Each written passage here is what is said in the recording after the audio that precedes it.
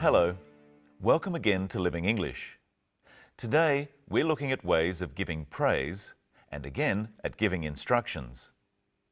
In the last episode of Sisters and Brothers, Anne was having dinner with Sarah's family. Today they are just finishing their meal.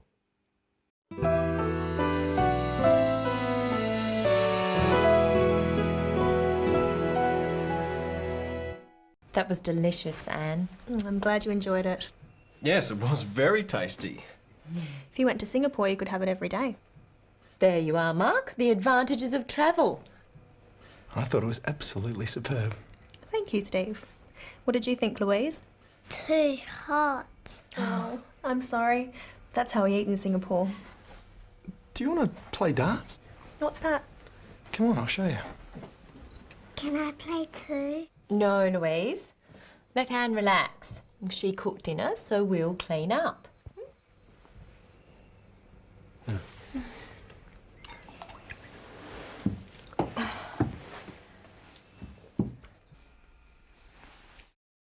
have to hold it like this. Gently. Like this. Look where you want the dart to go and throw it, but not too hard. It's pretty good for a beginner.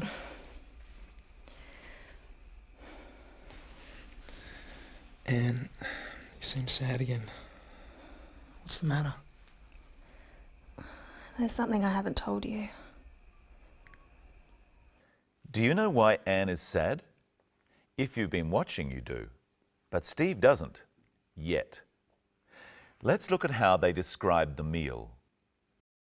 That was delicious, Anne. I'm glad you enjoyed it. Yes, it was very tasty. There are many words you can use to describe food. Delicious, tasty, very nice. You try with the clip now. That was delicious. That was delicious, Anne. Let's try with a few different words to describe food. Nice. That was nice. Very nice. That was very nice. Beautiful. That was beautiful. Lovely. That was lovely. Interesting. That was interesting. Not very nice. That wasn't very nice. Awful. That was awful. But you wouldn't say it was awful if you were a guest at someone's house. Do you remember what Steve said about Anne's cooking? I thought it was absolutely superb. Thank you, Steve.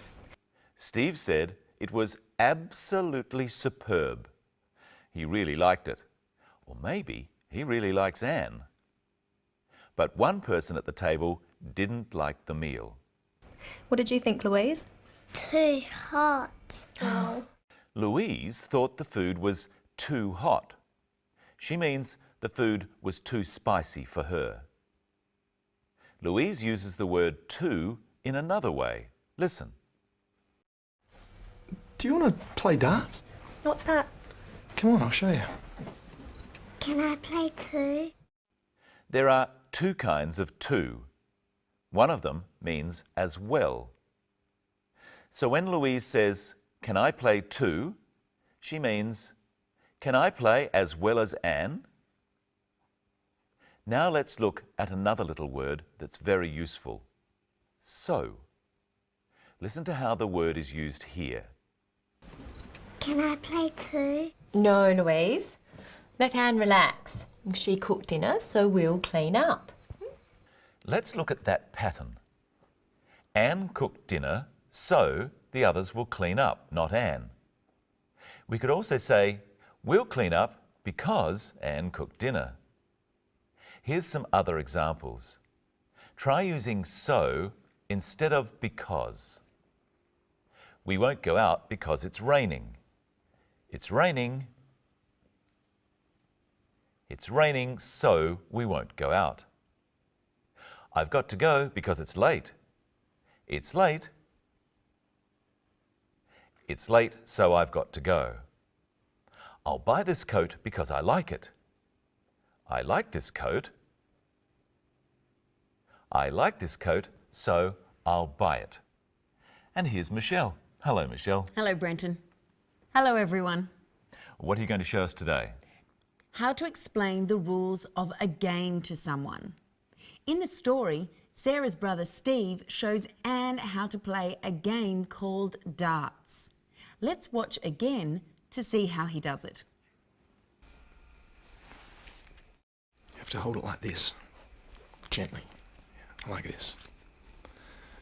Look where you want the dart to go and throw it, but not too hard. Steve is giving Anne instructions. He's telling her what to do to play the game and what not to do. Let's look once more at how Steve tells Anne what to do. You have to hold it like this. He says, you have to hold it like this. When we give instructions, it's the same as giving orders. There is only one way to do something. So we say, you have to, or you must. Let's teach Brenton a game. What game? It's called pick up sticks. What do I have to do? Well, you have to hold the sticks firmly in your hand. Okay. Then you have to let them fall. Yep, there they go. Then you have to pick up as many sticks as you can. That's easier. You mustn't move any of the other sticks. That's not so easy. You must be very careful. That one, that one. Easy. Now it gets tricky. That one. Very good.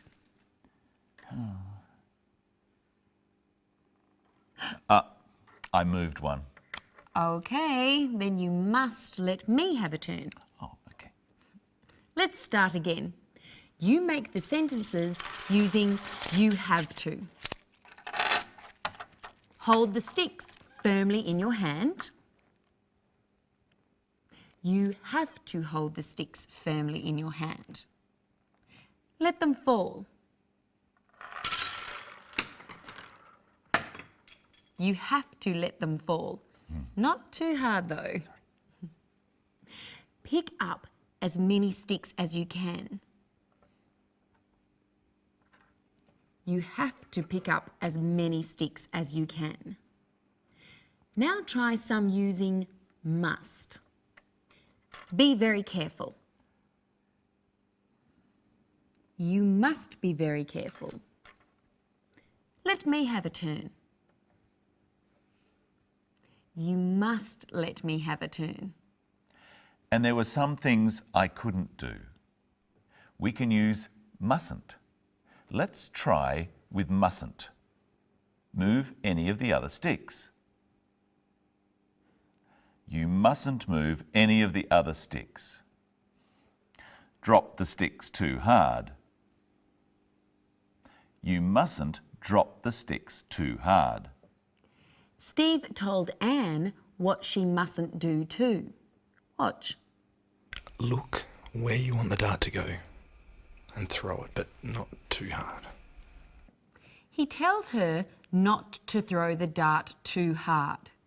So he could have said, you mustn't throw it too hard, or don't throw it too hard.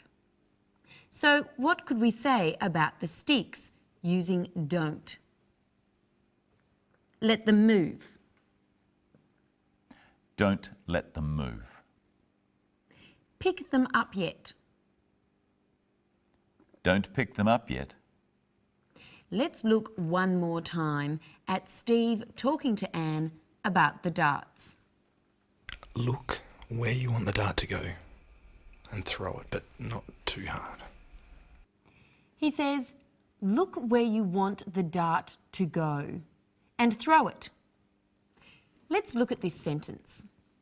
Look where you want the dart to go. Who is Steve talking to? He's talking to Anne. But he doesn't say Anne, and he doesn't say you. There is no subject. That's because it's an instruction or command. Steve is telling Anne what she must do. Giving commands or instructions is always to the second person, or you.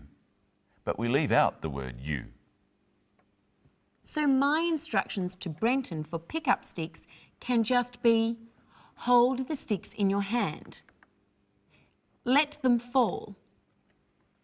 Pick them up without moving the others. Where else do we find instructions? With things you buy, they often have instructions. Let's look at the instructions for this electric kettle. The first instruction says, fill with desired amount of water.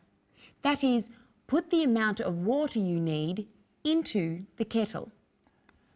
The second instruction says what not to do. Do not fill past maximum water level mark. That means don't put too much water in. The third instruction says, plug kettle into power outlet. In instructions, some words are often left out. So instead of plug the kettle into a power outlet, the and a are left out. The same with the next one. Turn power on instead of turn the power on. Which words are left out in the last instruction? To this. The full sentence should be turn the switch on the kettle to on. In conversation, we never leave these words out. So what is time? You mean, what is the time? Okay. It's time to say goodbye to the audience. And time to see today's episode of Sisters and Brothers once again. Goodbye. See you later. That was delicious, Anne. I'm glad you enjoyed it. Yes, it was very tasty. If you went to Singapore, you could have it every day. There you are, Mark. The advantages of travel. I thought it was absolutely superb. Thank you, Steve. What did you think, Louise? Too hot. Oh, I'm sorry. That's how we eat in Singapore. Do you want to play darts? What's that? Come on, I'll show you. Can I play too? No, Louise. Let Anne relax. She cooked dinner, so we'll clean up. You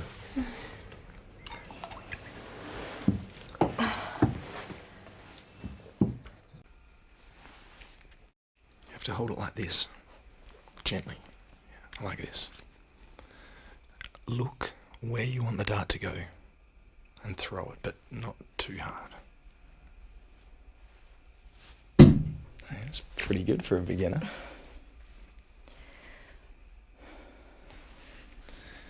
And you seem sad again. What's the matter? There's something I haven't told you.